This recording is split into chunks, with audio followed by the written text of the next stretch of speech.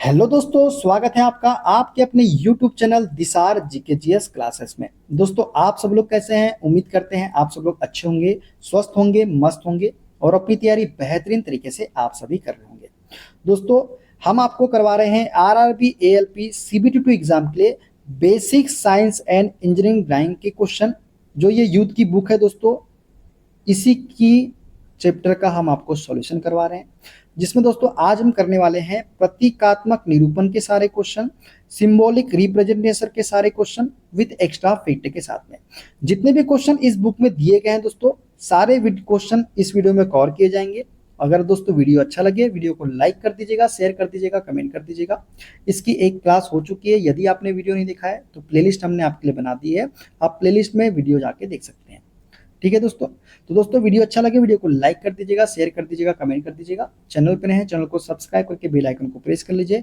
और हमसे जुड़ने के लिए, क्लास की अपडेट के लिए आप हमारा टेलीग्राम चैनल ज्वाइन कर सकते हैं। टेलीग्राम चैनल का लिंक मैंने डिस्क्रिप्शन बॉक्स में आपको दे दिया है। तो चलिए देर न करते हुए स्टार्ट करते हैं आज का अपना सेशन और देखते हैं प्रतीकात्मक निरूपण से पूछे गए सारे क्वेश्चन विद एक्स्ट्रा फैक्ट के साथ में।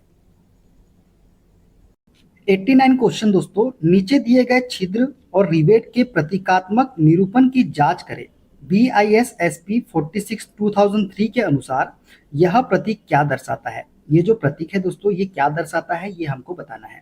तो दोस्तों, ये जो प्रतीक है, ये कार्यशाला में फिट किया गया बताता है। क्या क्या बताता है? ये जो चित्र दिया गया है, प्रतीक दिया गया है, ये क्या बताता है? कार्यशाला में फिट किया गया। तो ऑप्शन सी इसका करेक्ट आंसर हो जाएगा। ठीक है, देखते हैं अगला क्वेश्चन। चित्र में दर्शाए गए पाइप फिटिंग के ऑर्थोग्राफिक प्रतीक की पहचान करें। दोस्तों, पाइप फिटिंग का ऑर्थोग्राफिक प्रतीक दिया गया है, इसका हमको पहचान करना है। तो ये जो प्रतीक है दोस्तों, इसे हम बोलते हैं क्रॉस। क्या बोलते हैं? इसे हम क्रॉस बोलते हैं। तो क्रॉस इसका करेक्ट आंसर हो जाएगा। ठीक है दोस्तों, दिए गए चित्र में एक पाइप फिटिंग का ऑर्थोग्राफिक प्रतीक दिखाया गया है, जिसमें चारों दिशाओं में पाइपलाइन मिलती है। प्रत्येक दिशा में एक छोटी रेखा है, जो यह दर्शाता है कि यह एक ओपन कनेक्शन है, जो क्रॉस के समान दिखाई देता है। अतः चित्र में दिखाया गया ऑर्थोग्राफिक प्रतीक क्रॉस को क्या करता है? संदर्भित करता है। ठीक है, देखते हैं अगला क्वेश्चन। इंजीनियरिंग ड्राइंग में मुख्य रेखाएं प्रिंसिपल लाइंस किसे प्रदर्शित करने के लिए खींची जाती है? दोस्तों, जो इंजीनियरिंग ड्राइंग है, इसमें मुख्य रेखाएं जो है, ये किसे प्रदर्शित करने के लिए खींची जाती है? तो ये खींची जाती है वस्तुओं के प्रत्यक्ष किनारे और पृष्ठ परिसीमाओं को प्रदर्शित करने के लिए। तो ऑप्शन नंबर सी इसका करेक्ट आंसर हो जाएगा।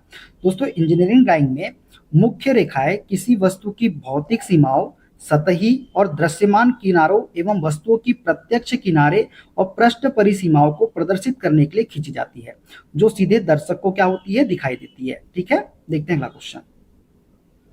संकेतन पाई 7 का अर्थ है। दोस्तों, संकेतन पाई 7 का अर्थ होता है व्यास 7 इकाई। क्या होता है? व्यास 7 इकाई।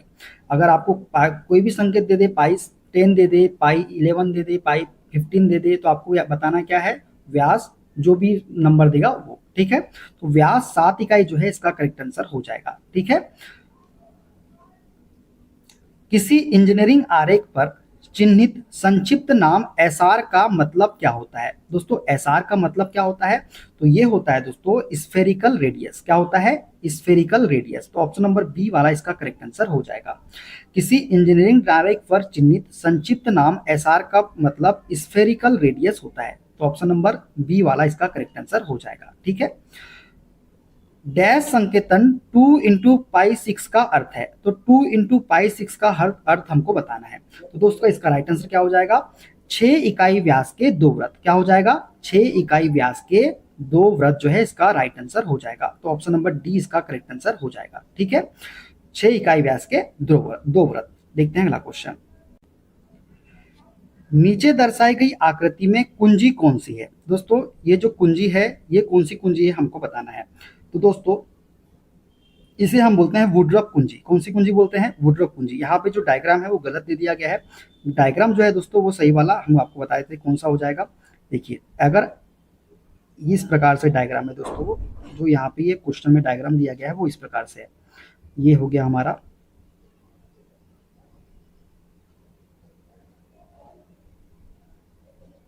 सॉरी दोस्तों, इस प्रकार से वो डायग्राम है। ये और ऐसा करके दिया गया है। तो ये वाली कुंजी हमको बता रहा है कौन सी है। तो ये कुंजी जो होती है ना, ये वाली, ऐसा ये कुंजी है दोस्तों। कुंजी आपको याद रखना है ये वाली, ये वाली, ये वाली कुंजी। तो ये कुंजी जो है ना दोस्तों, इसे हम बार्थ कुंजी बोलते हैं। क्या बोलते हैं इसे हम? बार्थ कुंजी। तो बार्थ कुंजी इसका करेक्ट आंसर हो जाएगा। ये जो डायग्राम है ये गलत दिया गया है, इसको याद मत रखिए। ये वाला बस याद रखिए, ये वाली कुंजी आपको याद रखना है, ये वाली, बस है ना। ऐसा कहीं आपको दिख जाए तो बता देना कौन सी कुंजी है, बार्थ कुंजी है, ठीक है। तो बार्थ कुंजी इसका करेक्ट आंसर हो जाएगा। कौन सा वाला? ऑप्शन नंबर सी वाला, ठीक है ना। अब दोस्तों गोल कुंजी पूछे तो दोस्तों ये वाली जो कुंजी है गोल कुंजी है। सैडल कुंजी की बात करें तो ये जो कुंजी दिख रही है आपको, ये कौन सी कुंजी है? सैडल कुंजी है। और कुंजी पर चपटा, देखो कुंजी पर चपटा ये दिख रहा है आपको, ये वाली कुंजी है। अगर आपसे चपटा कुंजी पूछे तो चपटा कुंजी देखो ये वाली चपटा कुंजी है। स्प्लाइन कुंजी की बात करें तो स्प्लाइन कुंजी देखो ये वाली है, ठीक है। उसी प्रकार वुडरफ कुंजी की बात करें तो ये है हमारी वुडरफ कुंजी। कौन सी कुंजी है? ये वुडरफ कुंजी है, ठीक है। देखते हैं अगला क्वेश्चन। निम्न में से कौन सा समलंबी पेंच है? दोस्तों समलंबी पेंच कौन सा होता है? तो दोस्तों एक में जो है, एक में जो होता है ये एक समलंबी पेंच है। एक में क्या है? समलंबी पेंच है। समलंबाकार थ्रेड तथा एक में थ्रेड दोनों समान आकार के होते हैं, लेकिन एक में थ्रेड का चूड़ी कोण होता है 29 डिग्री तथा समलंबाकार थ्रेड का चूड़ी कोण कितना होता है? 30 डिग्री होता है। तो ये दोनों बातें आपको याद रखना है। एक में थ्रेड का चूड़ी कोण कितना होता है? 29 डिग्री होता है। और समलंबाकार थ्रेड का चूड़ी कोण कितना होता है? तो 30 डिग्री होता है, ठीक है। देखते हैं अगला क्वेश्चन। इंजीनियरिंग एप्लीकेशन में प्रायः किस प्रकार की चूड़ी का प्रयोग होता है? दोस्तों इंजीनियरिंग एप्लीकेशन में प्रायः जो है कोर्स पिच मीडियम पिच कुंजी का चूड़ी का प्रयोग किया जाता है। कौन किसका? कोर्स पिच मीडियम पिच की चूड़ी का प्रयोग करते हैं इंजीनियरिंग एप्लीकेशन में प्रायः। दोस्तों इंजीनियरिंग एप्लीकेशंस में प्रायः कोर्स पिच एवं मीडियम पिच की चूड़ी का प्रयोग किया जाता है, ठीक है। देखते हैं अगला क्वेश्चन। चित्र में प्रदर्शित कुंजी में से सॉफ्ट के टेपर्ड भाग में एक कीवे के लिए कौन सा सर्वाधिक उपयुक्त है? तो दोस्तों चित्र में प्रदर्शित कुंजियां है ये, जो सॉफ्ट के टेपर्ड भाग में एक कीवे के लिए सर्वाधिक उपयुक्त इसमें से कौन सा होगा, ये हमको बताना है। तो दोस्तों ये होगा ऑप्शन नंबर ए वाला, जिसे हम क्या बोलते हैं? वुडरफ कुंजी बोलते हैं। क्या बोलते हैं? वुडरफ कुंजी। वुडरफ कुंजी जो है दोस्तों, ये सॉफ्ट के टेपर्ड भाग में एक कीवे के लिए सर्वाधिक उपयुक्त होती है। तो ऑप्शन नंबर ए वाला इसका करेक्ट आंसर हो जाएगा, ठीक है। दोस्तों सॉफ्ट के टेपर भाग में जोड़ बनाने के लिए अर्धवृत्ताकार डिस्क या वुडरफ कुंजी का प्रयोग सबसे ज्यादा किया जाता है, क्योंकि यह स्वयं समायोजित होता है। चित्र में प्रदर्शित कुंजी के नाम की बात करें तो ये पहला वाला क्या है हमारा? अर्धवृत्ताकार डिस्क ये कुंजी, या फिर वुडरफ कुंजी से हम बोलते हैं। ये दूसरा वाला जो दिख रहा है आपको कौन सा है? जिब हेड कुंजी है। तीसरे वाले की बात करें, अच्छा चित्र नहीं दिख रहा होगा आपको, ठीक है। तीसरे वाले की बात करें, पहला वाला क्या है? वुडरफ कुंजी है। दूसरा वाला जो ये है ये जिब हेड कुंजी है। तीसरा वाले की बात करें तो ये है राउंड बार शंख कुंजी। और ये जो चौथा वाला इसे हम क्या बोलते हैं? आयताकार शंख कुंजी बोलते हैं, ठीक है। देखते हैं अगला क्वेश्चन। चित्र में असेंबलियों में प्रयुक्त कुछ व्रतों को दर्शाया गया है। व्रत के साथ उनके नाम व कार्य का मिलान हमको करना है। दोस्तों व्रत के साथ उनके नाम व कार्य का मिलान करना है। री इन्फोर्स ई रिंग टाइप में सिंबल कौन सा होगा बताइए? इसका सिंबल जो री इन्फोर्स ई रिंग टाइप का सिंबल होगा दोस्तों, ये होगा डी वाला। तो पहले का क्या होगा? डी हो जाएगा, ठीक है। क्रिंसेट टाइप, क्रिंसेट टाइप की बात करें तो क्रिंसेट टाइप का जो सिंबल है वो है ऑप्शन नंबर ए वाला। इसे हम क्या बोलते हैं? क्रिंसेट टाइप। तो ये हो जाएगा ए से कनेक्ट, ठीक है। हाई स्ट्रेंथ टाइप की बात करें तो हाई स्ट्रेंथ टाइप का जो सिंबल है दोस्तों वो है सी वाला। तो ये किससे कनेक्ट हो जाएगा? सी से कनेक्ट हो जाएगा। ई रिंग टाइप, ई रिंग टाइप की बात करें तो चौथा वाला किससे कनेक्ट हो जाएगा? बी से कनेक्ट हो जाएगा। ई रिंग टाइप वाला कौन सा है? बी वाला है, ठीक है। और रेडियल डिसलॉजमेंट के विरुद्ध उच्च शक्ति प्रदान करता है, तो ये डी वाला किससे कनेक्ट हो जाएगा? पांचवा वाला, ये भी डी से कनेक्ट हो जाएगा। जो रेडियल डिसलॉजमेंट के विरुद्ध उच्च शक्ति प्रदान करता है तो ये सिंबल होगा डी वाला, ठीक है। तो D A C B D, D A C B D, option number D वाला इसका करेक्ट आंसर हमारा हो जाएगा, ठीक है। ये सभी आपको याद रखना है। ये री इन्फोर्स ई रिंग टाइप का सिंबल क्या है, क्रिंसेट टाइप का क्या है, हाई स्ट्रेंथ टाइप का क्या है, ई रिंग टाइप का क्या है, और रेडियल डिसलॉजमेंट के विरुद्ध उच्च शक्ति प्रदान करता है तो उसका सिंबल क्या है, ठीक है। ये सभी आपको याद रखना है, ठीक है ना। देखते हैं अगला क्वेश्चन, कहाँ पे इनका नाम क्या है, उनका प्रयोग क्या है, ठीक है। देखते हैं अगला क्वेश्चन। चित्र में प्रदर्शित एक सेल्फ अलाइन की है। दोस्तों देखिए जो चित्र दिख रहा है, ये जो की दिख रही है आपको, इसे हम क्या बोलते हैं? अभी हमने आपको बताया था ना, इसे हम बोलते हैं वुडरफ की। क्या बोलते हैं इसे हम? वुडरफ की बोलते हैं। चित्र में प्रदर्शित की वुडरफ की या अर्धवृत्ताकार डिस्क की है। यह टेपर सॉफ्ट में सेल्फ अलाइंड होता है। कैसा होता है? सेल्फ अलाइंड होता है। देखते हैं अगला क्वेश्चन। चित्र में प्रदर्शित पुली को सॉफ्ट पर चलाने के लिए सर्वाधिक उपयुक्त एवं प्रयोग की जाने वाली डिवाइस है। दोस्तों, चित्र में प्रदर्शित पुली को सॉफ्ट पर चलाने के लिए सर्वाधिक उपयुक्त एवं प्रयोग की जाने वाली डिवाइस है, उसे हम बोलते हैं फीडर की। क्या बोलते हैं उसे? हम फीडर की बोलते हैं। तो ऑप्शन नंबर बी वाला इसका करेक्ट आंसर हो जाएगा। फीदर की बोलते हैं इसको। तो फीदर नहीं, फीदर है दोस्तों ना, फीदर की इसे हम बोलते हैं। दोस्तों, चित्र में प्रदर्शित पुली को सॉफ्ट पर चलाने या सरकाने के लिए फीदर की का प्रयोग किया जाता है। दोस्तों, फीदर की का प्रयोग वहां किया जाता है जहां सॉफ्ट व हब में पश्चाग्र गति आवश्यक हो। कैसी गति आवश्यक हो? पश्चाग्र गति आवश्यक हो, वहां पे जो है फीदर की का प्रयोग किया जाता है। ठीक है, देखते हैं अगला क्वेश्चन। नीचे चित्र में प्रदर्शित चूड़ी की विशेषताओं का मिलान उनके सही नाम के साथ करना है। दोस्तों, ये जो चूड़ी की विशेषताएं दी गई है, उनका मिलान जो है उनके सही नाम के साथ हमको करना है। दोस्तों, जो पहला वाला दिया गया है हमको क्रेस्ट कौन सा होता है दोस्तों? तो क्रेस्ट जो होता है दोस्तों, वो होता है हमारा कौन सा? ए वाला कौन सा होगा? क्रेस्ट कौन सा होगा? तो क्रेस्ट जो होगा दोस्तों, वो होगा सी वाला जो दिख रहा है आपको। इसे हम बोलते हैं क्या? क्रेस्ट। ये क्या है? हमारा क्रेस्ट है। इसे हम क्या बोलते हैं? क्रेस्ट बोलते हैं। फ्लैंक की बात करें दोस्तों, फ्लैंक किसको बोलते हैं? तो फ्लैंक बोलते हैं दोस्तों हम किसको? फ्लैंक बोलते हैं ई वाला। ये जो दिख रहा है ना आपको, ये वाला भाग जो दिख रहा है, ये क्या है? हमारा फ्लैंक हो जाएगा। क्या हो जाएगा? ये हमारा फ्लैंक हो जाएगा। ठीक है। थ्रेड एंगल की बात करें तो थ्रेड एंगल किसका होगा दोस्तों? तो थ्रेड एंगल जो होगा, ये जो एंगल दिख रहा है आपको, ये वाला एंगल क्या है? इसे हम क्या बोलते हैं? थ्रेड एंगल बोलते हैं। ठीक है। पिच की बात करें तो पिच क्या होता है दोस्तों? पिच होता है दोस्तों हमारा ये वाला जो भाग दिख रहा है, यहां से लेके यहां तक के जो भाग है, ये क्या है? हमारा पिच हो जाएगा। क्लियर। क्रेस्ट कौन सा होता है? ये वाला भाग हमारा क्रेस्ट होता है। फ्लैंक की बात करें तो ये हमारा फ्लैंक होता है। ठीक है, ई वाला। थ्रेड एंगल की बात करें तो ये हमारा थ्रेड एंगल हो जाएगा। और पिच की बात करें तो पिच क्या हो जाएगा? ये हो जाएगा डी वाला। तो क्या हो जाएगा सही आंसर? क्रेस्ट का सी सी सी सी सी सी सी ई बी डी जो है इसका करेक्ट आंसर होगा ऑप्शन नंबर ए वाला। पहले का सी हो जाएगा, दूसरे का ई हो जाएगा, तीसरे का बी हो जाएगा, और चौथे का क्या हो जाएगा? डी हो जाएगा। तो C E B D option number A इसका करेक्ट आंसर हो जाएगा। क्रेस्ट कौन सा है? ये वाला भाग क्रेस्ट कहलाएगा। ठीक है। फ्लैंक कौन सा है? ये वाला भाग फ्लैंक हो जाएगा। थ्रेड एंगल कौन सा है? तो ये हम इसको बोलते हैं हम थ्रेड एंगल, ए बी वाले भाग को। और पिच की बात करें तो ये जो दूरी है, इसे हम क्या बोलते हैं? पिच बोलते हैं। ठीक है। चित्र में दिखाए गए थ्रेड में बी थ्रेड कौन है? ये बी वाला थ्रेड कौन है? सी क्रेस्ट है, सी क्रेस्ट वाला भाग है। डी पिच है, ये डी पिच है। और ई क्या है? फ्लैंक को दर्शाता है। ठीक है ना। देखते हैं अगला क्वेश्चन।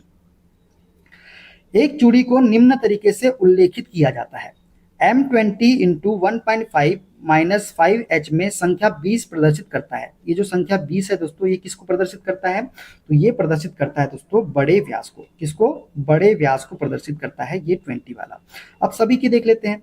M का क्या मतलब है? Isometric thread. क्या है? M आइसोमेट्रिक थ्रेड है। 20 क्या है? बड़ा व्यास mm में। 1.5 की बात करें दोस्तों तो ये क्या है? ये 1.5 mm जो है ये है पिच। 5H की बात करें तो टॉलरेंस क्लास सिंबल, यह चूड़ी अंदर की तरफ होती है क्योंकि टॉलरेंस क्लास सिंबल में H बड़े अक्षर में है। 5H बराबर क्या है? टॉलरेंस क्लास है। जो टॉलरेंस क्लास का सिंबल है 5H, यह चूड़ी अंदर की तरफ होती है क्योंकि टॉलरेंस क्लास सिंबल में H क्या है? बड़े अक्षर में है, इस वजह से। चूड़ी कहाँ होगी? अंदर की होगी, क्योंकि H क्या है? कैपिटल लेटर में है, इस वजह से। ठीक है। देखते हैं अगला क्वेश्चन। चूड़ी के फ्लैंकों को जोड़ने वाली बॉटम सतह डैश होती है। दोस्तों, चूड़ी के फ्लैंकों को जोड़ने वाली बॉटम सतह को हम क्या बोलते हैं? तो रूट बोलते हैं। क्या बोलते हैं उसे? हम रूट बोलते हैं। चूड़ी के फ्लैंकों को जोड़ने वाली बॉटम सतह को रूट कहते हैं। क्रेस्ट की बात करें तो चूड़ी के फ्लैंकों को जोड़ने वाली टॉप सतह को हम क्रेस्ट बोलते हैं। चूड़ी के फ्लैंकों को जो देखे थे ना इसके पहले सिंबल में, डायग्राम में ऊपर में जो सीध वाला सिंबल था जिसे हम क्रेस्ट बोलते हैं, तो दो फ्लैंक जाके वहां पे जुड़ रहे कि नहीं जुड़ रहे? टॉप सतह में जाके जुड़ रहे हैं, उसे हम क्या बोलेंगे? क्रेस्ट बोलेंगे। जैसे ये देखिए, ये हमारा फ्लैंक हो गया। ठीक है। ये वाला देखिए, ये जहां ये यहाँ पे जो मिल रहे हैं, इसे हम क्या बोलेंगे? क्रेस्ट बोलेंगे। क्या बोलेंगे? क्रेस्ट बोलेंगे। बात करें पिच की तो चूड़ी पर एक बिंदु से साथ वाली चूड़ी के संगत बिंदु तक अक्षीय दूरी को हम क्या बोलते हैं? पिच बोलते हैं। मतलब चूड़ी पर एक बिंदु से साथ वाली चूड़ी के संगत बिंदु तक अक्षीय दूरी को पिच कहते हैं। वहां पिच दिखाया था ना हमने सिंबल में। देखिए क्वेश्चन, पिछले वाला क्वेश्चन में देखिए, जो ये पिच वाला हमने क्वेश्चन किया था, ये वाला जो क्वेश्चन किया था, देखिए ये चूड़ी के एक बिंदु से ये चूड़ी के दूसरे बिंदु के बीच की दूरी को हम क्या बोलते हैं, पिच बोलते हैं। ठीक है, क्लियर। बात करें लीड की दोस्तों, तो चूड़ी के एक घुमाव में वह जितनी अच्छी दूरी चलता है उसकी लीड कहलाती है। चूड़ी के एक घुमाव में वह जितनी अच्छी दूरी चलेगा वही उसकी क्या कहलाएगी, लीड कहलाएगी। ठीक है, देखते हैं अगला क्वेश्चन। चूड़ी के फ्लैंकों को जोड़ने वाली टॉप सतह डैश है। दोस्तों चूड़ी के फ्लैंकों को जोड़ने वाली टॉप सतह को हम क्या बोलते हैं, क्रेस्ट बोलते हैं, अभी हमने आपको बताया। ठीक है, देखते हैं अगला क्वेश्चन। बंधक में प्रयुक्त नट बोल्ट किस धातु के बनाए जाते हैं। दोस्तों बंधक में प्रयुक्त नट बोल्ट जो है ये किसके बनाए जाते हैं, तो ये बनाए जाते हैं दोस्तों माइल्ड स्टील के। किसके बनाए जाते हैं, माइल्ड स्टील के बनाए जाते हैं बंधक में प्रयुक्त नट बोल्ट। ठीक है, देखते हैं अगला क्वेश्चन। चूड़ी के ऊपरी भाग का नाम क्या है। दोस्तों चूड़ी के ऊपरी भाग के नाम को क्या बोलते हैं हम, तो क्रेस्ट बोलते हैं, अभी हमने बताया ना। तो देखिए ऊपरी भाग का नाम क्रेस्ट है। ठीक है, ये जो दिख रहा है ये वाला भाग क्रेस्ट कहलाता है। जो भी जहां भी दो फ्लैंक आके मिलते हैं ना वही क्रेस्ट कहलाता है। ठीक है, देखना इसको याद रखना। ठीक है, देखते हैं अगला क्वेश्चन। थ्रेड कोन डैश होता है। दोस्तों थ्रेड कोन जो होता है ये दो फ्लैंकों के मध्य का कोन ही क्या कहलाता है, थ्रेड कोन कहलाता है। थ्रेड कोन क्या कहलाता है, दो फ्लैंक के मध्य का कोन। दोस्तों ये जो देखिए ऐसा बना था हमने, ऐसा बना था, तो ये दो फ्लैंक के मध्य का कोन ही क्या कहलाता है, ये मध्य का कोन, ये वाला कोन ही क्या कहलाता है, थ्रेड कोन कहलाता है। ठीक है, ये हमारे दो फ्लैंक हो गया और इनके मध्य का कोन थ्रेड कोन। ठीक है, देखते हैं अगला क्वेश्चन। स्क्रू थ्रेड के अधिकतम व्यास डैश है। स्क्रू थ्रेड के अधिकतम व्यास डैश होता है दोस्तों, तो स्क्रू थ्रेड के अधिकतम व्यास जो होता है वो बड़ा व्यास है। कैसा व्यास है, अधिकतम व्यास बड़ा व्यास। स्क्रू थ्रेड के अधिकतम व्यास को बड़ा व्यास कहते हैं। दोस्तों ये स्क्रू थ्रेड के अधिकतम व्यास देखिए, ये वाला जो व्यास है पूरा यहाँ से लेके यहाँ तक, ये क्या है, बड़ा व्यास है। और अगर यहाँ से लेके यहाँ तक पूछ ले दोस्तों, यहाँ से लेके यहाँ तक, तो ये कौन सा व्यास है, तो छोटा व्यास है। ठीक है, और स्क्रू थ्रेड के न्यूनतम व्यास को हम क्या बोलते हैं, छोटा व्यास कहते हैं। ठीक है, देखते हैं अगला क्वेश्चन। रूट व क्रेस्ट के मध्य की सतह डैश कहते हैं। दोस्तों रूट व क्रेस्ट के मध्य की सतह को हम क्या बोलते हैं, तो उसे हम बोलते हैं फ्लैंक। क्या बोलते हैं, उसे हम फ्लैंक बोलते हैं, रूट व क्रेस्ट के मध्य की सतह को। ठीक है, देखते हैं अगला क्वेश्चन। चूड़ी के भाग रूट व क्रेस्ट के बीच की लंबात्मक दूरी डैश को कहते हैं। तो चूड़ी के भाग रूट व क्रेस्ट के बीच की लंबात्मक दूरी को हम क्या बोलते हैं, चूड़ी की गहराई बोलते हैं। क्या बोलते हैं उसे हम, चूड़ी की गहराई बोलते हैं। चूड़ी के रूट व क्रेस्ट के बीच की लंबात्मक दूरी को चूड़ी की गहराई हम कहते हैं। ठीक है, देखते हैं अगला क्वेश्चन। चूड़ी के संलग्न रूट व क्रेस्ट की मध्य दूरी डैश है। दोस्तों चूड़ी के संलग्न रूट व क्रेस्ट की मध्य की दूरी को हम क्या बोलते हैं, लीड बोलते हैं। क्या बोलते हैं, लीड बोलते हैं।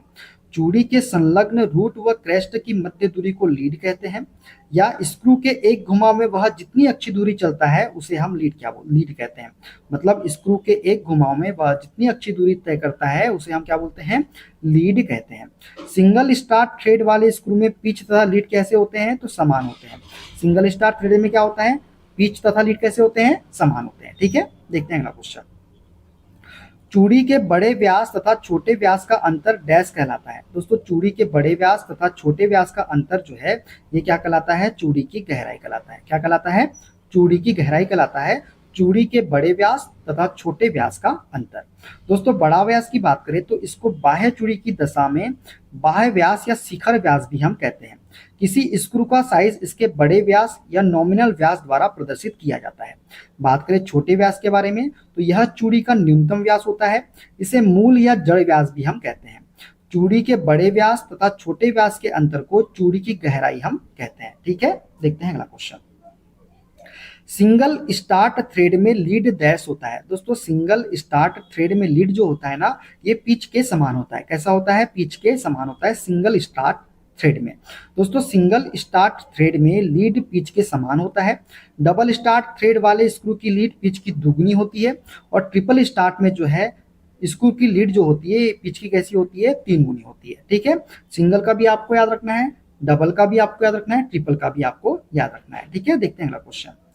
3 जगह से शुरू होने वाला चूड़ी डैश कहलाता है। दोस्तों 3 जगह की बात किया तो इसे हम क्या बोलेंगे, ट्रिपल स्टार्ट बोलेंगे। क्या बोलेंगे, ट्रिपल स्टार्ट। 3 जगह से शुरू होने वाला चूड़ी ट्रिपल स्टार्ट थ्रेड कहलाता है। अगर 2 जगह से बोले तो क्या होगा, डबल स्टार्ट। ठीक है, और एक ही जगह से शुरू होने वाला सिंगल स्टार्ट। ठीक है ना दोस्तों, क्लियर। देखते हैं अगला क्वेश्चन। BSW थ्रेड का कोण डैश होता है। दोस्तों BSW ब्रिटिश स्टैंडर्ड वाइटवर्थ थ्रेड का थ्रेड कोण क्या होता है? तो इसका फुल फॉर्म भी आपको याद रखना क्या होता है, ब्रिटिश स्टैंडर्ड व्हाइटवर्थ, ठीक है। इसका थ्रेड कोण जो होता है दोस्तों, ये होता है 55 डिग्री। कितना होता है? 55 डिग्री इसका करेक्ट आंसर हो जाएगा। अब सभी के देख लेते हैं दोस्तों थ्रेड के प्रकार और थ्रेड कोण। दोस्तों बीएसडब्ल्यू थ्रेड के कोण का मान होता है 55 डिग्री। यदि बीए थ्रेड पूछ ले आपसे तो 47.5 डिग्री। स्क्वायर थ्रेड होता है 0 डिग्री। एकमे थ्रेड का मान होता है 29 डिग्री। और बट्रेस थ्रेड का मान कितना होता है? 45 डिग्री होता है, ठीक है। तो ये सभी आपको याद रख लेना है, इनमें से कुछ भी पूछा जा सकता है, ठीक है। देखते हैं अगला क्वेश्चन।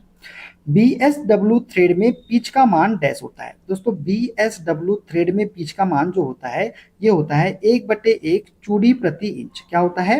1/1 चूड़ी प्रति इंच होता है बीएसडब्ल्यू थ्रेड में पिच का मान। क्लियर दोस्तों? चलिए आगे बढ़े। अगर इसका एक्स्ट्रा फैक्ट भी देख लेते हैं तो स्क्रू की पिच उसकी चूड़ी पर एक बिंदु से साथ वाली चूड़ी के संगत बिंदु तक अक्षीय दूरी होती है। पिच बराबर क्या होता है? 1/, स्क्रू की इकाई लंबाई में चूड़ियों की संख्या। क्या होता है पिच बराबर? 1/, स्क्रू की इकाई लंबाई में चूड़ियों की संख्या, ठीक है। देखते हैं अगला क्वेश्चन। बीएसडब्ल्यू थ्रेड में चूड़ी की गहराई डैश होती है। दोस्तों बीएसडब्ल्यू थ्रेड में चूड़ी की गहराई जो होती है, ये होती है 0.64 पी होती है। बीएसडब्ल्यू में चूड़ी की गहराई 0.64 पी होती है।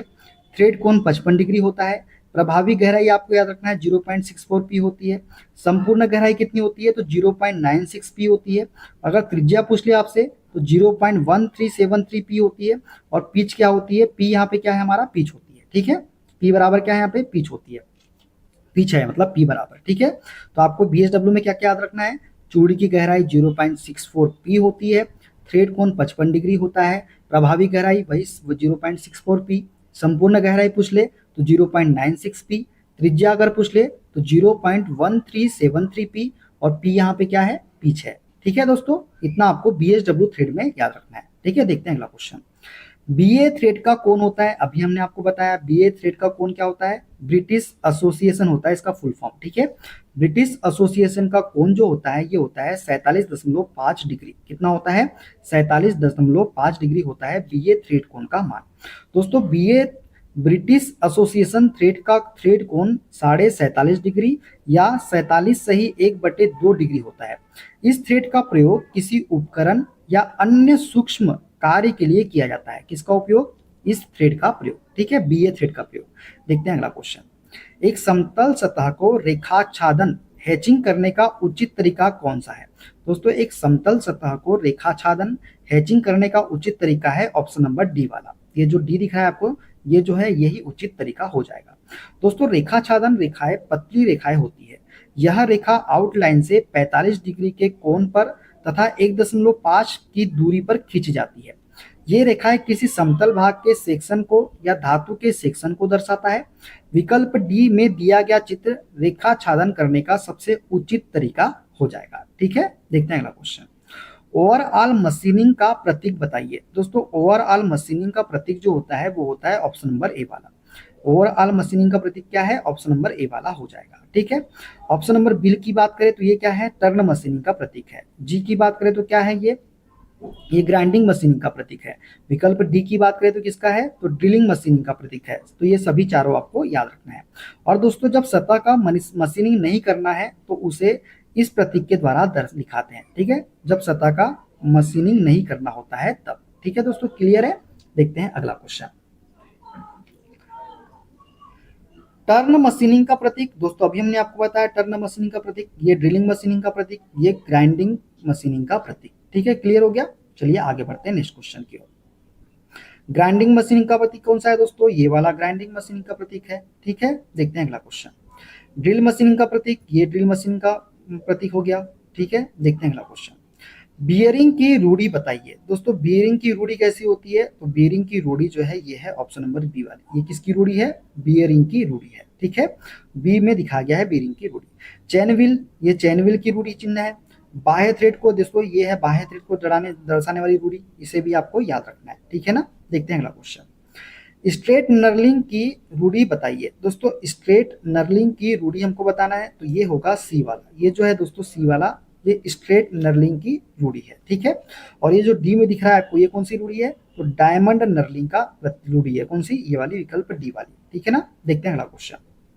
डायमंड नर्लिंग की रूढ़ी बताइए। अभी हमने आपको बताया ये डी वाली जो है ये डायमंड नर्लिंग की रूढ़ी है, ठीक है ना। देखते हैं अगला क्वेश्चन।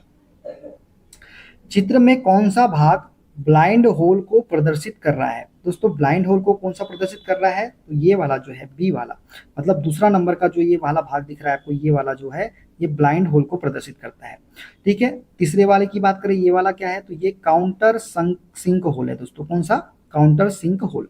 चौथा वाला क्या है दोस्तों, इसे हम बोलते हैं काउंटर बोल, क्या बोलते हैं इसे हम, काउंटर बोल बोलते हैं। पांचवा वाला जो दिख रहा है आपको, ये स्पॉट फेस है दोस्तों, कौन सा है, स्पॉट फेस। और पहला वाला क्या है, ये पहला वाला है ड्रिल होल, कौन सा है, पहला वाला ड्रिल होल है, ठीक है। देखते हैं अगला क्वेश्चन। चित्र में पुर्जे की ड्राइंग प्रदर्शित की गई है, मशीनी चिन्ह A1 क्या इंगित करता है। दोस्तों मशीनी चिन्ह A1 जो है ना, ये क्या प्रसिद्ध इंगित करता है, तो ये करता है कोटिंग के बाद रफनेस का मान।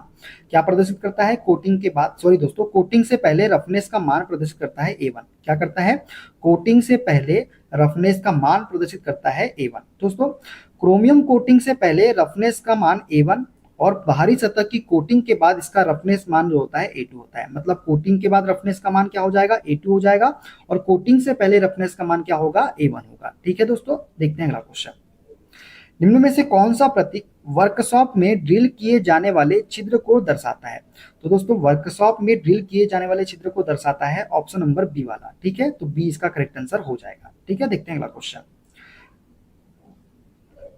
कांच को प्रदर्शित करने की रूढ़ी है, दोस्तों कांच को प्रदर्शित करने की रूढ़ी है विकल्प ए वाली। ए वाली जो रूढ़ी दिख रही है आपको, ये कांच को प्रदर्शित करने की रूढ़ी है। ये बी वाली किसकी है, लकड़ी को प्रदर्शित करने की रूढ़ी। सी वाली किसकी है दोस्तों, तो ये प्लास्टिक को प्रदर्शित करने की रूढ़ी है। और डी वाली किसकी है, तो डी पानी, तेल, पेट्रोल, केरोसिन आदि की रूढ़ी का संकेत जो है ये डी वाला है। और सी की बात करें तो प्लास्टिक, रबड़ हो गया, फाइबर हो गया, पत्थर आदि को सी से प्रदर्शित करते हैं, ठीक है। देखते हैं अगला क्वेश्चन। तरल को प्रदर्शित करने की रूढ़ी कौन सी है, तो ये हो जाएगी ऑप्शन नंबर डी वाली। ये तो लकड़ी की है, ठीक है। किसकी है ये लकड़ी की हो जाएगी, ठीक है ना। तो तरल को प्रदर्शित करने की रूढ़ी हो जाएगी ऑप्शन नंबर डी वाली, ठीक है ना। देखते हैं अगला क्वेश्चन। लकड़ी को प्रदर्शित करने की रूढ़ी ये हो जाएगी ऑप्शन नंबर बी वाली। लकड़ी को प्रदर्शित इससे किया जाता है, ठीक है। देखते हैं अगला क्वेश्चन। पैकिंग को प्रदर्शित करने की रूढ़ी कौन सी है दोस्तों, तो पैकिंग को प्रदर्शित करने की रूढ़ी है ये ऑप्शन नंबर सी वाला, ये आपको याद रखना है, ठीक है। पैकिंग को प्रदर्शित करने की रूढ़ी विकल्प सी में दिखाया गया है। इस रूढ़ी संकेत के द्वारा rubber, plastic, fibre, leather, cork, मोम, इंसुलेटिंग व फिलिंग पदार्थ इत्यादि को प्रदर्शित किया जाता है, किसके द्वारा, इस ऑप्शन नंबर सी के द्वारा, ठीक है ना। देखते हैं अगला क्वेश्चन। रेचिट एवं पिनियन की रूढ़ी बताइए। तो रेचिट एवं पिनियन की रूढ़ी जो है दोस्तों वो हो जाएगी ऑप्शन नंबर ए वाली। ये जो है रेचिट एवं पिनियन की क्या है, रूढ़ी हो जाएगी, ठीक है ना। देखते हैं अगला क्वेश्चन। पदार्थ को हटाने की आवश्यकता होने पर कौन से रूढ़ी चिन्ह से प्रदर्शित किया जाता है। दोस्तों जब पदार्थ को हटाने की आवश्यकता होती है ना, तो हम किसका उपयोग करते हैं, ऑप्शन नंबर ए का उपयोग करते हैं। किसका, ऑप्शन नंबर ए का। वह सतह जहां पर मशीनिंग द्वारा पदार्थ हटाने की आवश्यकता है वहां पे इसका उपयोग करते हैं। एम की बात करें तो वह सतह जहां टर्निंग द्वारा फिनिश करना हो तो एम। वह डी की बात करें तो वह सतह जो ड्रिल द्वारा फिनिश की जाती है। और वह सतह जो ग्राइंडिंग द्वारा फिनिश की जाती है, ये ग्राइंडिंग द्वारा है, ये ड्रिल द्वारा है, और ये टर्निंग के द्वारा है। और अगर आपको ऐसा सिंबल दिख जाए, आपको, तो ये क्या है, वह सतह जहां पदार्थ हटाने की आवश्यकता नहीं है, ठीक है। ये सब भी आपको याद रखना है, ठीक है। देखते हैं अगला क्वेश्चन।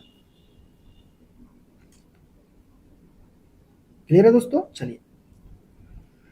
चित्र में ए मशीन ड्राइंग में किसको दर्शाता है। दोस्तों चित्र में ए जो है मशीन ड्राइंग में किसको दर्शाता है, तो ये जो ए है ना दोस्तों, ये दर्शाता है खुरदुरेपन के मान को। किसको दर्शाता है, खुरदुरेपन के मान को दर्शाता है ए, ठीक है। ए किसको दर्शाता है, खुरदुरेपन के मान को दर्शाता है ए। अगर बात पूछ ले आपसे बी के बारे में, तो बी किसको दर्शाता है, तो बी दर्शाता है दोस्तों उत्पादन विधि को। बी किसको दर्शाता है, ये जो बी है, ये बी जो है ना, ये उत्पादन विधि को दर्शाता है। बात करें सी के बारे में, तो सी किसको दर्शाता है, तो सी जो है ना दोस्तों, ये सी ये दर्शाता है प्रतिदर्शन लंबाई को, ठीक है। बात कर ले किसकी, बात कर ले डी के बारे में, इस डी के बारे में, तो डी किसको दर्शाता है दोस्तों? तो डी दर्शाता है मशीनी छूट की दिशा को। किसको दर्शाता है? डी, मशीनी छूट की दिशा को। ये तो सारे क्वेश्चन आएंगे, एक एक करके सबको देखते हैं, ठीक है। तो ए किसको दर्शाता है? खुरदुरेपन के मान को दर्शाता है, ठीक है ना। देखते हैं अगला क्वेश्चन। चित्र में बी मशीन ड्राइंग में किस चीज को दर्शाता है? अभी हमने आपको बताया बी किसको दर्शाता है दोस्तों? बी दर्शाता है आपका किसको? बताइए बी किसको दर्शाता है? अभी हमने आपको बताया, तो उत्पादन विधि को दर्शाता है, परत या उपचार को। तो ऑप्शन नंबर ए वाला इसका करेक्ट आंसर हो जाएगा, ठीक है। अब देखते हैं अगला क्वेश्चन। चित्र में सी किसको दर्शाता है दोस्तों? ये सी हमने आपको अभी बताया किसको दर्शाता है, तो सी दर्शाता है प्रतिदर्शन लंबाई को। किसको? प्रतिदर्शन लंबाई को, ठीक है। देखते हैं अगला क्वेश्चन। चित्र में डी मशीन ड्राइंग में किसको दर्शाता है? जो डी है ना दोस्तों, ये दर्शाता है मशीनी छूट दिशा को। किसको दर्शाता है? मशीनी छूट दिशा को दर्शाता है, ये है डी, ठीक है। देखते हैं अगला क्वेश्चन। उस अक्षरमाला को पहचाने जो रुक्षता मान आर ए को दर्शाता है। तो रुक्षता मान आर ए को कौन दर्शाता है दोस्तों? तो ये जो है एफ वाला जो दिख रहा है आपको, ये जो है रुक्षता मान आर ए को दर्शाता है। तो सी इसका करेक्ट आंसर हो जाएगा, ठीक है। चित्र में एफ सतह रुक्षता मान आर ए माइक्रोमीटर को छोड़कर अन्य सभी को दर्शाता है, ठीक है। देखते हैं अगला क्वेश्चन। उस संकेत को पहचाने जो किसी भी निर्माण विधि में रुक्षता सतह को दर्शाने के लिए उपयोग किया जाता है। मतलब खुरदरेपन की सतह को दर्शाने के लिए किसका उपयोग करते हैं दोस्तों हम लोग? तो हम करते हैं दोस्तों इसमें ऑप्शन नंबर बताइए इसका क्या हो जाएगा? ए वाला, ऑप्शन नंबर ए वाला, ठीक है। निम्न में से कौन सा प्रतीक रेल सेक्शन को दर्शाता है? तो रेल सेक्शन को दर्शाता है दोस्तों ये वाला, ऑप्शन नंबर ए वाला, ठीक है। देखते हैं अगला क्वेश्चन। चित्र में दिया गया संकेत किस पदार्थ का है? तो ये जो संकेत है दोस्तों, ये किसका है? तो ये कांच का संकेत है दोस्तों। किसका? कांच का। प्रदर्शित प्रतीक कांच का है, जिसका प्रयोग विद्युत इंजीनियरिंग में संरचनात्मक सामग्री के रूप में प्रयोग किया जाता है। जैसे वैक्यूम हो गया, वैक्यूम ट्यूब हो गया, इलेक्ट्रॉन ट्यूब हो गया, एक्सरे ट्यूब, यहाँ पे इनका प्रयोग किया जाता है, ठीक है ना। देखते हैं अगला क्वेश्चन। निम्न में से एनालॉग मीटर को किस प्रतीक द्वारा प्रदर्शित किया गया है? दोस्तों एनालॉग मीटर की बात कर रहे हैं, तो एनालॉग मीटर को जो है ऑप्शन नंबर सी में प्रदर्शित किया गया है। ये क्या है? एनालॉग मीटर है, ठीक है। देखते हैं अगला क्वेश्चन। पदार्थ का रूढ़िगत निरूपण पहचाने। ये जो निरूपण है दोस्तों किसका है? तो ये है दोस्तों हमारा स्टील का। किसका है? स्टील का। कास्ट आयरन स्टील, एल्यूमिनियम और कॉपर एलॉय आदि का ये सिंबल है हमारा ये वाला। पैकिंग और कुचालक पदार्थ की बात करें तो अगर आपको ऐसा सिंबल दिख जाए तो इसे हम क्या बोल देंगे? पैकिंग एवं कुचालक पदार्थ। कंक्रीट का कैसा होता है दोस्तों? तो ये देखो ये सिंबल जो दिख रहा है आपको, ये किसका है? कंक्रीट का है, ठीक है। देखते हैं अगला क्वेश्चन। सूची 1 का सूची 2 से मिलान करें। दोस्तों यहाँ पे जो रूढ़ी दी गई ना थोड़ी सी गलत दी गई है, इसको सही कर लीजिएगा। पेट्रोल का जो होगा दोस्तों वो होगा ऑप्शन नंबर तीसरा वाला। पेट्रोल का जो होता है ना इस प्रकार से होता है, देखिए ये होता है पेट्रोल का। हम आपको बता के दिखा देते हैं। पेट्रोल का जो होता है वो होता है ऐसा। पेट्रोल का बना ले तो ये होता है पेट्रोल का ऐसा करके, तो ऐसा करके पेट्रोल का होता है, ठीक है। उसके बाद लकड़ी की बात करें तो लकड़ी का तो सही दिया गया है, ठीक है। शीशे की बात करें तो शीशा का कैसा होता है दोस्तों? तो शीशे का बोले तो ऐसा होता है शीशे का। देखिए शीशे का अब याद रखना ऐसा होता है, ये हो गया। और इसके अंदर त्रिभुज बने रहते हैं ऐसे करके, ऐसा करके त्रिभुज बने रहते हैं। ऐसा दिख जाए आपको तो इसे हम बोलते हैं क्या? शीशा, ठीक है। ये ऐसे त्रिभुज बने रहते हैं, तो ये किसका हो जाएगा? शीशे का हो जाएगा। कंक्रीट की बात करें दोस्तों तो कंक्रीट का कैसा होता है? तो कंक्रीट में एकदम छोटे छोटे त्रिभुज होते हैं दोस्तों। जैसे ये शीशे का हो गया, तो कंक्रीट का कैसा होगा? कंक्रीट का ऐसा होगा, देखिए बता देते हैं हम आपको। कंक्रीट का कैसा होगा? ऐसा, एकदम छोटे छोटे त्रिभुज होंगे, एकदम छोटे छोटे त्रिभुज होंगे, एकदम छोटे छोटे, बीच में बिंदु बिंदु भी होंगे दोस्तों, ऐसा करके छोटे त्रिभुज छोटे त्रिभुज छोटे त्रिभुज और बीच में बिंदु बिंदु। तो ये किसका हो जाएगा? कंक्रीट का हो जाएगा, ठीक है। ये जो दिख रहा है ना आपको ये वाला, ये कंक्रीट का है दोस्तों, ठीक है। इसमें जो गलत दिया गया है ना वो सिर्फ किसका दिया गया है? ये वाला शीशे का जो दिया गया है ना वो गलत दिया गया है। शीशे में जो होता है ना यहाँ पे कर लीजिए, शीशा वाला ऐसा बड़ा बड़ा होता है, ठीक है, ये वाला। तो आपको याद रखना है, आपको इसमें थोड़ा क्वेश्चन में गलत है, आप सही कर लीजिए। हमने बता दिया आपको सिंबल कौन कौन से होते हैं, ठीक है। देखते हैं अगला क्वेश्चन। निम्न में से किस प्रतीक द्वारा चुंबकीय कोर को प्रदर्शित किया जाता है? दोस्तों चुंबकीय कोर को प्रदर्शित किया जाता है ऑप्शन नंबर ए के द्वारा। किसके द्वारा? ऑप्शन नंबर ए के द्वारा, ठीक है। देखते हैं अगला क्वेश्चन। निम्न रूढ़ी क्या प्रदर्शित करती है? तो निम्न रूढ़ी जो है दोस्तों ये प्रदर्शित करती है किसको? चैनल काट को। देखिए यहाँ पे सी बन रहा है ना, सी बन रहा है कि नहीं बन रहा है? ये हमारा क्या है? चैनल काट है, ठीक है। तो इसे हम बोलते हैं चैनल काट। अगर ऐसा दिख जाए आपको तो इसे बोलते हैं टी काट। अगर ऐसा दिख जाए तो इसे हम क्या बोलते हैं? आई बीम काट। और इसे हम क्या बोलते हैं? चैनल काट बोलते हैं, ठीक है। तो इसका राइट आंसर क्या हो जाएगा? ऑप्शन नंबर सी वाला हो जाएगा, ठीक है। देखते हैं अगला क्वेश्चन। सिरेटेड सॉफ्ट का रूढ़िगत निरूपण है। दोस्तों सिरेटेड सॉफ्ट का रूढ़िगत निरूपण जो है ये है ऑप्शन नंबर बी वाला। इसे हम क्या बोलते हैं? सिरेटेड सॉफ्ट बोलते हैं।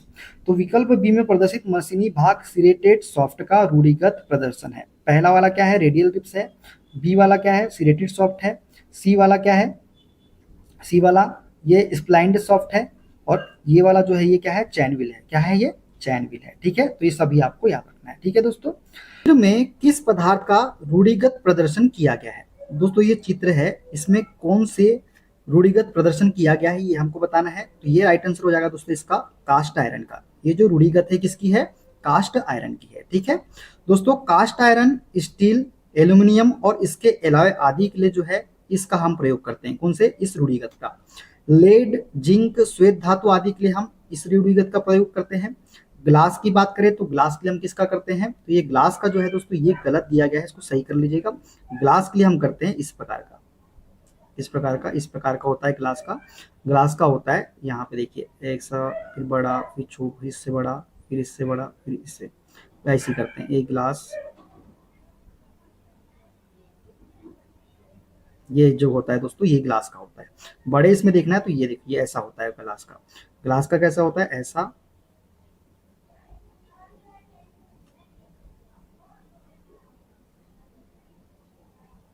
ऐसा होता है ग्लास का। ठीक है, ये ग्लास का प्रतीक है। ठीक है, लकड़ी की यदि बात करें तो लकड़ी का प्रतीक दोस्तों ये है। कंक्रीट बोले तो कंक्रीट का प्रतीक आपको याद रखना है, ये वाला होता है। वाटर, पेट्रोल, केरोसिन आदि की बात करें तो ये जो है इसका रूढ़िगत प्रतीक है। ठीक है ना, देखते हैं अगला क्वेश्चन। वेल्ड प्रतीक डैश को प्रस्तुत करता है। दोस्तों जो वेल्ड प्रतीक है ये किसको प्रस्तुत करता है? ये वाला प्रतीक। तो दोस्तों ये वाला प्रतीक जो है ये किसको प्रस्तुत करता है? ये करता है स्पॉट वेल्ड को। किसको? स्पॉट वेल्ड को प्रस्तुत करता है ये वाला प्रतीक। ठीक है, प्रतीक की बात करें और विस्तारण की बात करें तो ये जो प्रतीक है दोस्तों ये स्पॉट वेल्ड को प्रतीक करता है, निरूपित करता है। ये जो प्रतीक आपको दिख रहा है दोस्तों इसे हम बोलते हैं सीम वेल्ड। ये जो प्रतीक दिख रहा है आपको दोस्तों इसे बोलते हैं फिलेट वेल्ड। और ये जो प्रतीक है दोस्तों इसे बोलते हैं वी वेल्ड। और ये प्रतीक यदि आपको दिख जाए तो उसको बोलते हैं अपसेट वेल्ड। क्या बोलते हैं? Upset weld. तो ये सारे प्रतीक आपको याद रखना है। ठीक है ना दोस्तों, देखते हैं अगला क्वेश्चन। चित्र में दिखाए गए चिन्ह का नाम बताइए। दोस्तों ये जो चित्र दिख रहा है इसका क्या नाम है हमको बताना है। तो दोस्तों इसे बोलते हैं सिंगल बेवेल बट वेल्ड। क्या बोलते हैं? सिंगल बेवेल बट वेल्ड जो है ये प्रतीक का नाम है, चिन्ह का नाम है। ठीक है, देखते हैं अगला क्वेश्चन। पाइप फिटिंग का चिन्ह क्या है? दोस्तों ये जो चिन्ह दिया गया है ये कौन सी फिटिंग चिन्ह का है? तो इसे हम बोलते हैं दोस्तों क्रॉस। क्या बोलते हैं इसे? हम क्रॉस बोलते हैं। एल्बो बात करें 90 डिग्री का तो ये सिंबल होता है। यूनियन आपसे पूछ ले तो ये सिंबल आपको याद रखना है। रिड्यूसर की बात करें तो ये सिंबल आपको याद रखना है। ठीक है, तो ये रिड्यूसर का सिंबल है। यूनियन का सिंबल ये वाला है। एल्बो 90 बोले तो ये एल्बो 90 का सिंबल हो जाएगा। ठीक है, देखते हैं अगला क्वेश्चन। SP46 2003 के अनुसार नीचे चित्र में दिखाया गया संकेत कौन सी पाइप फिटिंग को दर्शाता है? दोस्तों ये जो संकेत दिया गया है ये कौन सी पाइप फिटिंग को दर्शाता है? तो इसे हम बोलते हैं एल्बो 90। क्या बोलते हैं? एल्बो 90 डिग्री का ये संकेत है। ठीक है, एल्बो 90 डिग्री फ्लेंज के लिए यह संकेत का उपयोग किया जाता है। एल्बो 45 डिग्री स्क्रू के लिए इस संकेत का प्रयोग हम करते हैं। और क्रॉस फ्लेंज के लिए हम इसका प्रयोग करते हैं। कैप या स्क्रू के लिए हम दोस्तों इसका प्रयोग करते हैं। तो ये सारे प्रतीक आपको, संकेत आपको याद रखना है। ठीक है ना, देखते हैं अगला क्वेश्चन। SP46 2003 के अनुसार नीचे चित्र में दिखाया गया संकेत कौन सी पाइप फिटिंग को दर्शाता है? ये जो संकेत है दोस्तों इसे हम क्या बोलते हैं बताइए? तो इसे हम बोलते हैं दोस्तों गेट वाल्व। क्या बोलते हैं इसे हम? गेट वाल्व का ये संकेत है। ठीक है, चित्र में दिखाया गया संकेत गेट वाल्व पाइप फिटिंग का है। ग्लोब वाल्व पाइप फिटिंग को संकेत इसके द्वारा, अगर आपसे ग्लोब वाल्व पाइप फिटिंग का संकेत पूछ ले तो आपको बताना है ये वाला संकेत जो है ये ग्लोब वाल्व पाइप फिटिंग का संकेत है। ठीक है, देखते हैं अगला क्वेश्चन। SP46 2003 के अनुसार एक एल्बो 45 डिग्री का स्क्रू जोड़ का प्रतीकात्मक संकेत होता है। दोस्तों एल्बो 45 डिग्री का स्क्रू जोड़ का प्रतीकात्मक संकेत पूछा है तो ये हो जाएगा ऑप्शन नंबर बी वाला। बी वाला जो है एल्बो 45 डिग्री का स्क्रू जोड़ का प्रतीकात्मक संकेत है। ठीक है दोस्तों, एल्बो 45 डिग्री का स्क्रू जोड़ का संकेत आपको बता दिए हमने, ये वाला होता है। एल्बो 45 डिग्री का फ्लेंज जोड़ जो होता है ये वाला संकेत होता है। एल्बो 45 डिग्री का बेल और स्पिगॉट जोड़ की बात करें तो ये वाला संकेत होता है। एल्बो 45 डिग्री का वेल्डेड जोड़ की बात करें तो ये वाला संकेत होता है। ठीक है, तो ये सारे संकेत आपको याद रखना है। ठीक है ना, देखते हैं अगला क्वेश्चन। जब दो प्लेटों को एक दूसरे के ऊपर रखकर रिवेट्स द्वारा जोड़ा जाता है तो उसे क्या कहते हैं? दोस्तों, जब दो प्लेटों को एक दूसरे के ऊपर रखकर रिवेट्स के द्वारा जोड़ा जाता है तो उसे हम बोलते हैं लैप जोड़। क्या बोलते हैं? लैप जोड़ उसे हम बोलते हैं। दोस्तों देखिए, यहाँ पे दो रिवेट्स है जो एक दूसरे के ऊपर रखकर जोड़ा गया है, तो इसे हम क्या बोलते हैं? ये वाला जो जोड़ है, ये कौन सा जोड़ है? लैप जोड़ कहलाता है। ठीक है दोस्तों, जब दो प्लेटों को एक दूसरे के ऊपर रखकर रिवेट्स द्वारा जोड़ा जाता है तो उसे लैप जोड़ हम कहते हैं। जिस भाग पर प्लेट एक दूसरे पर चढ़ी रहती है उसमें रिवेट लगाई जाती है। जहां देखो दोस्तों, ये रिवेट लगाई गई है ना, मतलब जिस भाग पर प्लेटें एक दूसरे पर चढ़ी रहती है उसमें क्या लगाई जाती है? रिवेट लगाई जाती है। ठीक है ना, और इसे हम क्या बोलते हैं? लैप जोड़ बोलते हैं। ठीक है, देखते हैं अगला क्वेश्चन। जब दो प्लेटों को एक दूसरे के सीध में एवं उन पर कवर प्लेट रखकर रिवेट्स द्वारा जोड़ा जाता है तो उसे क्या कहते हैं? तो उसे हम बोलते हैं बट जोड़। क्या बोलते हैं? उसे हम बट जोड़ बोलते हैं। जब दो प्लेटों को एक दूसरे के सीध में, देखिए ये दो प्लेट है, इसे एक दूसरे के क्या रखा गया है? सीध में रखा गया है, और उन पर कवर प्लेट रखकर ये वाली कवर प्लेट रखी गई है। ठीक है, कवर प्लेट रखकर रिवेट्स द्वारा जोड़ा जाता है तो उसे क्या बोलते हैं? तो उसे हम बोलते हैं बट जोड़। क्या बोलते हैं? इसे हम बट जोड़ बोलेंगे। ये दो प्लेटें हैं दोस्तों, ठीक है, एक दूसरे के सीध में रखा गया है दोनों को। देखिए यहाँ पे बीच में दिख रहा है ना आपको, यहाँ पे देखिए ये दो प्लेटें हैं, एक दूसरे के सीध में है। देखिए दो प्लेटें कैसे हुई? यहाँ से एक प्लेट हो गई, ये वाली एक प्लेट, और यहाँ से एक प्लेट हो गई, दो प्लेट हो गई, और इनके ऊपर कवर प्लेट रखा गया है। इनके ऊपर देखिए ये वाली कवर प्लेट रखा गया है। ये क्या, कौन सी प्लेट है? कवर प्लेट है। और इनको रिवेट्स के द्वारा, ये रिवेट्स दिख रहा है आपको, इसके द्वारा क्या किया गया है? जोड़ा गया है। तो इसे हम बोलेंगे बट जोड़। क्या बोलेंगे? बट जोड़ बोलेंगे। ठीक है दोस्तों, जब दो प्लेटों को एक दूसरे के सीध में रखकर एवं उनके ऊपर कवर प्लेट रखकर रिवेट्स द्वारा जोड़ा जाता है तो उसे हम बट जोड़ कहते हैं। ठीक है, देखते हैं अगला क्वेश्चन। चित्र में दर्शाए गए फिटिंग प्रतीक का नाम बताइए। ये जो प्रतीक है दोस्तों, इसका क्या नाम है? तो इसे हम बोलते हैं दोस्तों फ्लेंज जोड़। क्या बोलते हैं? फ्लेंज जोड़ जोड़ बोलते हैं। तो ऑप्शन नंबर ए वाला इसका करेक्ट आंसर हो जाएगा। ठीक है, देखते हैं अगला। नीचे चित्र में दिए गए प्रतीक से फिलेट वेल्ड का प्रतीक पहचानिए। दोस्तों ये चार ऑप्शन दिए गए हैं, इसमें फिलेट वेल्ड हमको बताना है। तो फिलेट वेल्ड का प्रतीक होता है दोस्तों ऑप्शन नंबर बी, ये वाला। ये जो है प्रतीक, ये किसका है? फिलेट वेल्ड का है। ठीक है, देखते हैं अगला क्वेश्चन। चित्र में दिया गया प्रतीक चिन्ह किस प्रकार के वेल्डिंग को निरूपित करता है? तो दोस्तों ये जो चित्र है इसे हम क्या बोलते हैं? Single Wavell but. कौन सा? सिंगल बेवेल बट वेल्डिंग को प्रदर्शित करता है ये वाला सिंबल। ठीक है, देखते हैं अगला क्वेश्चन। चित्र में दिया गया चिन्ह किस प्रकार की वेल्डिंग को निरूपित करता है? ये जो चिन्ह है दोस्तों किस प्रकार की वेल्डिंग को निरूपित करता है? तो इसे हम बोलते हैं दोस्तों स्टीप। क्या बोलते हैं? इसे हम स्टीप बोलते हैं। ये जो चिन्ह है किसका है? स्टीप वेल्डिंग का है। ठीक है, देखते हैं अगला क्वेश्चन। चित्र में दिया गया चिन्ह किस प्रकार की वेल्डिंग को निरूपित करता है? ये जो चिन्ह है दोस्तों, ये किस प्रकार की वेल्डिंग को निरूपित करता है बताइए? दोस्तों ये करता है किसको? बताइए, आंसर राइट इसका हो जाएगा स्क्वायर बट को। किसको? स्क्वायर बट वेल्डिंग को निरूपित करता है ये वाला सिंबल। ठीक है, देखते हैं अगला क्वेश्चन।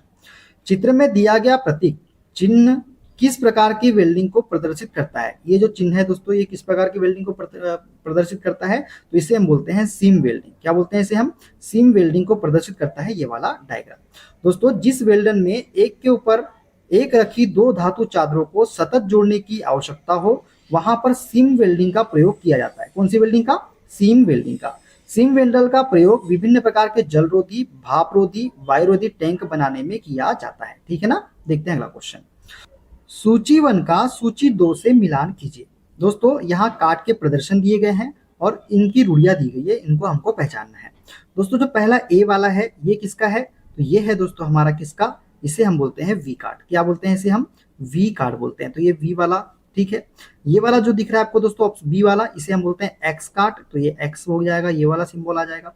ये जो आपको दिख रहा है दोस्तों सी का क्या हो जाएगा? तो सी का दूसरा क्या हो जाएगा दोस्तों? सी वाले का, तो सी वाले का हो जाएगा दोस्तों पहला वाला। क्या हो जाएगा? सी वाले का पहला वाला, मतलब ये वाला पहला वाला। डी की बात करें तो ये क्या है? के समान दिख रहा है, तो ये के वाला हो जाएगा। और ये ई वाला किसका है? तो ई वाला जो आएगा तीसरे वाले का, तो ई का आ जाएगा तीसरा वाला। तो इसका सही आंसर क्या हो जाएगा? ऑप्शन नंबर बी वाला, ए का चौथा। देख लेते हैं पूरा। ए का क्या हो जाएगा? पहले वाले का चौथा हो जाएगा। बी की बात करें तो बी का हो जाएगा दोस्तों कौन सा? पांचवा। सी की बात करें तो सी का क्या हो जाएगा दोस्तों? सी का हो जाएगा क्या? पहला। डी का क्या हो जाएगा? डी का हो जाएगा दोस्तों दूसरा। और ई का क्या हो जाएगा? ई का हो जाएगा तीसरा वाला। तो ये राइट आंसर होगा ऑप्शन नंबर बी वाला, इसका करेक्ट आंसर हो जाएगा। ठीक है दोस्तों, चलिए आगे बढ़ते हैं नेक्स्ट क्वेश्चन की ओर।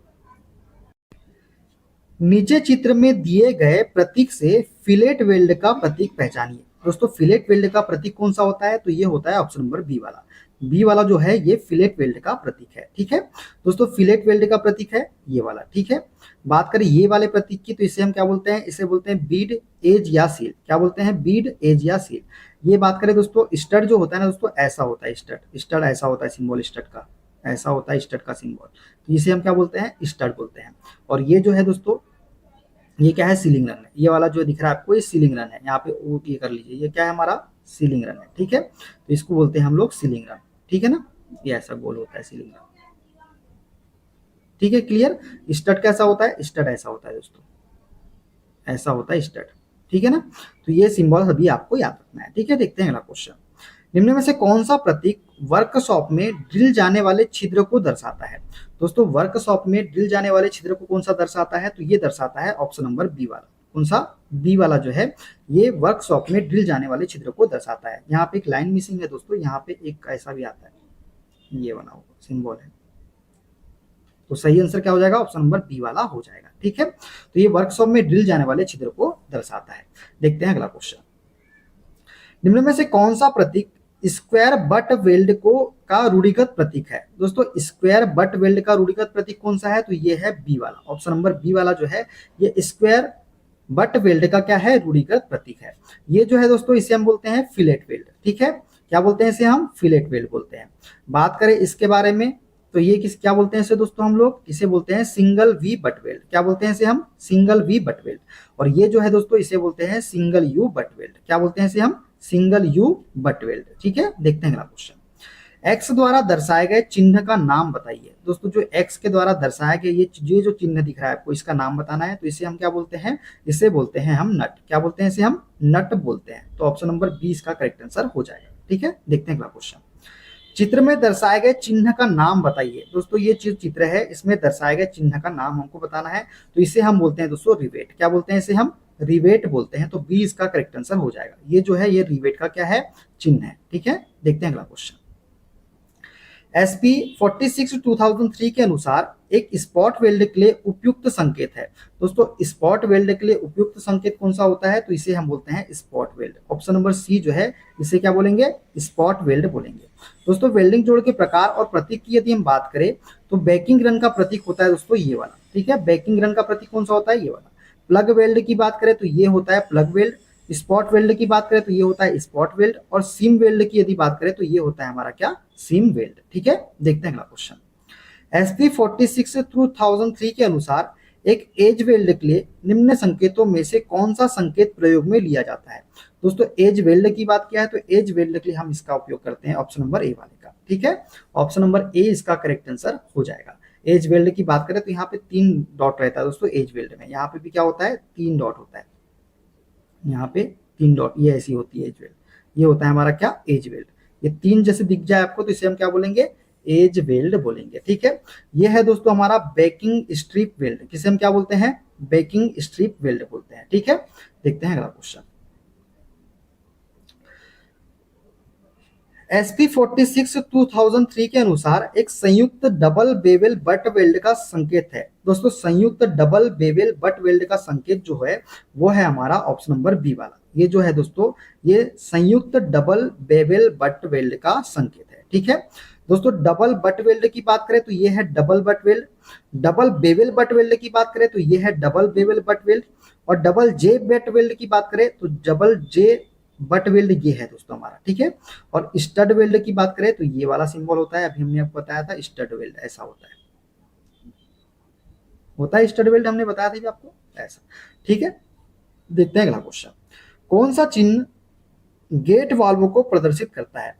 दोस्तों ऑप्शन नंबर डी वाला जो है ये गेट वाल्व को क्या करता है, प्रदर्शित करता है। तो डी इसका करेक्ट आंसर हो जाएगा। ठीक है, देखते हैं अगला क्वेश्चन। निम्न में से कौन सा कार्बन माइक्रोफोन है। दोस्तों कार्बन माइक्रोफोन जो है वो हो जाएगा हमारा कौन सा, ऑप्शन नंबर बी वाला।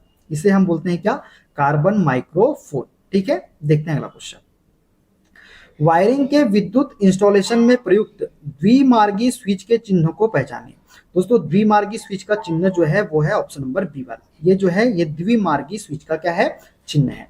दोस्तों वायरिंग के विद्युत संस्थापक में प्रयुक्त द्विमार्गी स्विच का प्रयोग एक लैंप को नियंत्रित करने के लिए अलग अलग स्थानों से दो या दो से अधिक स्विच द्वारा नियंत्रित करने के लिए किया जाता है। किसका? द्विमार्गी स्विच का प्रयोग। ठीक है, देखते हैं अगला क्वेश्चन। वायरिंग के विद्युत इंस्टॉलेशन में प्रयुक्त 16 एम्पीयर सॉकेट आउटलेट चिन्ह को पहचानिए। दोस्तों 16 एम्पीयर सॉकेट आउटलेट चिन्ह का चिन्ह जो है वो है ऑप्शन नंबर बी वाला। इसे हम बोलते हैं 16 एम्पीयर सॉकेट आउटलेट चिन्ह। ठीक है, तो ऑप्शन नंबर कौन सा सी हो जाएगा? बी वाला करेक्ट आंसर इसका हो जाएगा। ठीक है, देखते हैं अगला क्वेश्चन। दोस्तों वायरिंग के विद्युत संस्थापन में प्रयुक्त 16 एम्पीयर सॉकेट का प्रयोग table lamp, press iron, TV आदि के लिए विद्युत प्राप्त करने के लिए किया जाता है। सॉकेट सामान्य है स्विच द्वारा नियंत्रित होते हैं, ये आपको याद रखना है। ठीक है, देखते हैं अगला क्वेश्चन। इलेक्ट्रिकल वर्तनी रेखा चित्र में इस चिन्ह के नाम को पहचानिए। ये जो चिन्ह है दोस्तों इसे हम क्या बोलते हैं? इसे बोलते हैं बत्ती का जोड़ जहां पर क्या है? स्विच है। क्या बोलते हैं इसे हम? बत्ती का जोड़ जहां पर क्या है? स्विच है। ठीक है, देखते हैं अगला क्वेश्चन। सर्किट आरेख में प्रयोग होने वाले प्रतीक का नाम बताइए। दोस्तों ये जो प्रतीक है इसका नाम हमको बताना है, तो इसे हम क्या बोलते हैं? बजर या बीपर बोलते हैं। क्या बोलते हैं इसे हम? बजर या बीपर। दोस्तों बजर या बीपर की यदि बात करें तो एक ऑडियो सिग्नलिंग डिवाइस है जो मैकेनिकल, इलेक्ट्रोमैकेनिकल या पीजो इलेक्ट्रिक प्ररूपी में हो सकता है। बजर का विशिष्ट उपयोग में अलार्म डिवाइस, टाइमर, उपयोगिता इनपुट जैसे माउस क्लिक या की स्ट्रोक की पुष्टि शामिल है। तो ये बजर का उपयोग कहाँ कर सकते हैं? अलार्म डिवाइस में कर सकते हैं, टाइमर में कर सकते हैं, इनपुट जैसे माउस क्लिक में कर सकते हैं, की स्ट्रोक में इसका उपयोग हम कर सकते हैं। ठीक है ना, देखते हैं अगला क्वेश्चन। नीचे दिया गया चिन्ह क्या प्रदर्शित करता है? दोस्तों नीचे दिया गया चिन्ह जो है ये प्रदर्शित करता है एसी जनरेटर को। किसको? एसी जनरेटर को प्रदर्शित करता है ये वाला सिंबल। दोस्तों एसी जनरेटर की बात करें तो एसी जनरेटर एक विद्युत मशीन है जो मैकेनिकल ऊर्जा को प्रत्यावर्ती विद्युत ऊर्जा में क्या करता है? बदलता है। ठीक है, मतलब यांत्रिक ऊर्जा को विद्युत ऊर्जा में बदलता है। ठीक है, देखते हैं अगला क्वेश्चन।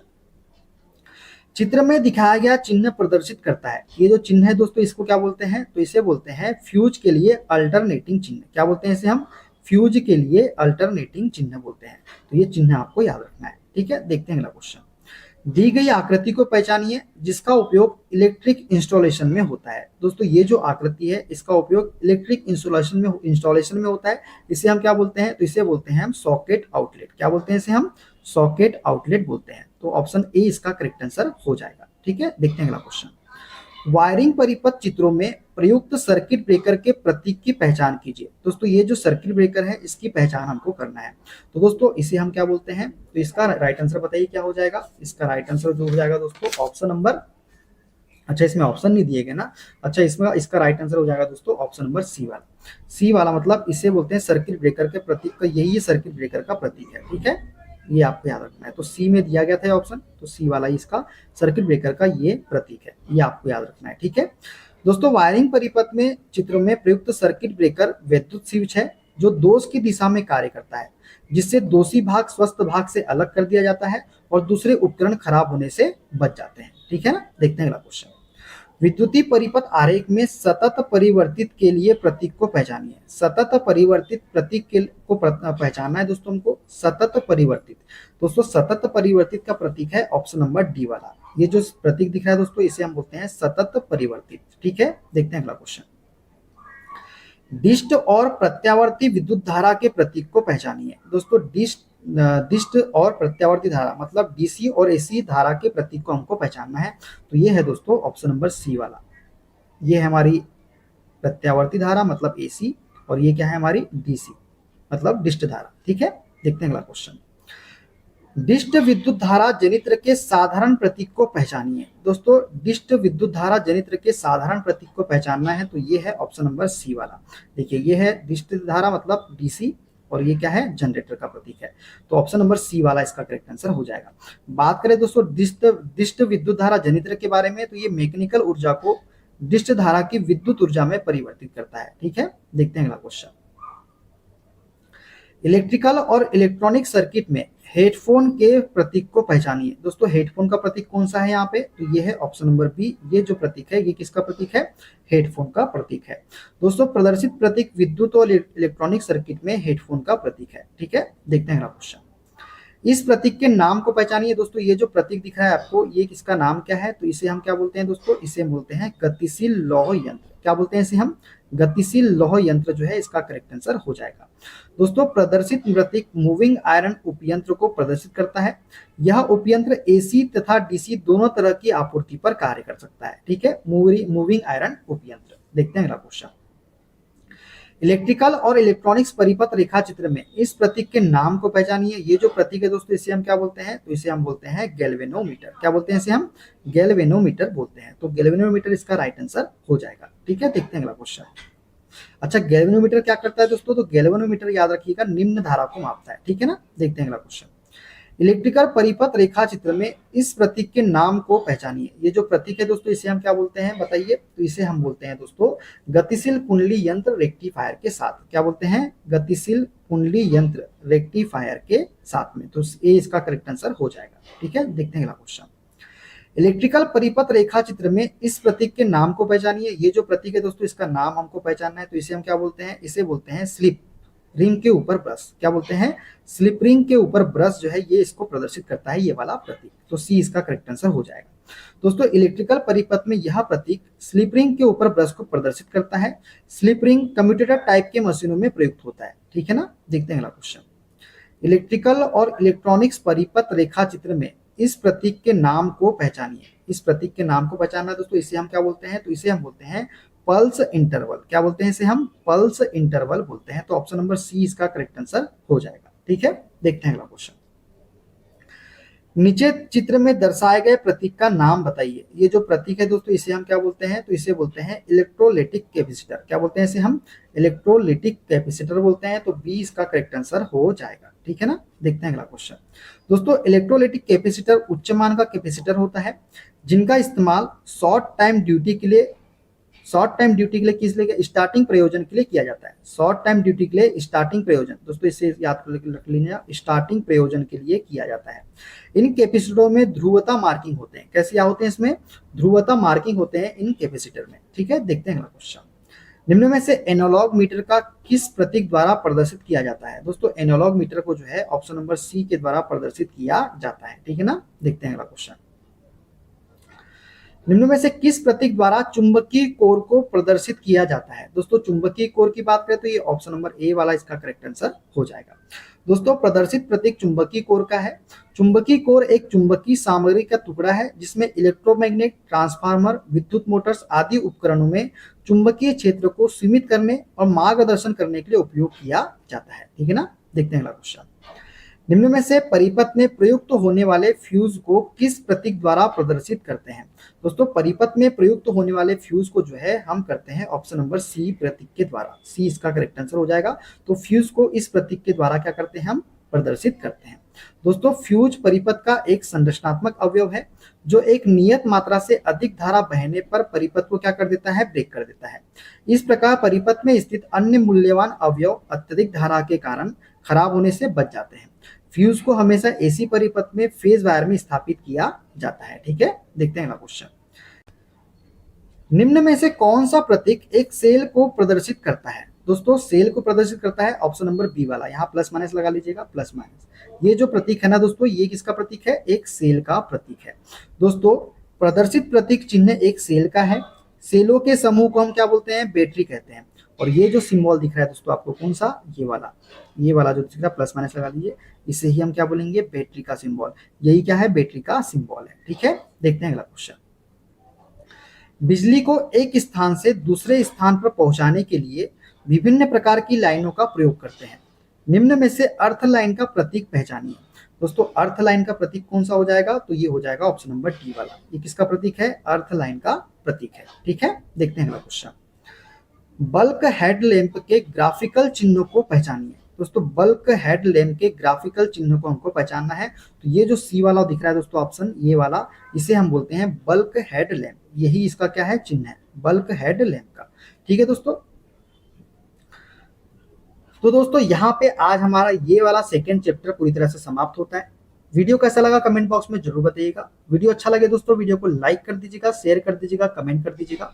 चैनल पे नए हैं चैनल को सब्सक्राइब करके बेल आइकन को प्रेस कर लीजिएगा। मिलते हैं दोस्तों अगले वीडियो में अगले चैप्टर के साथ। अपना ख्याल रखिए। Okay, bye bye, take care.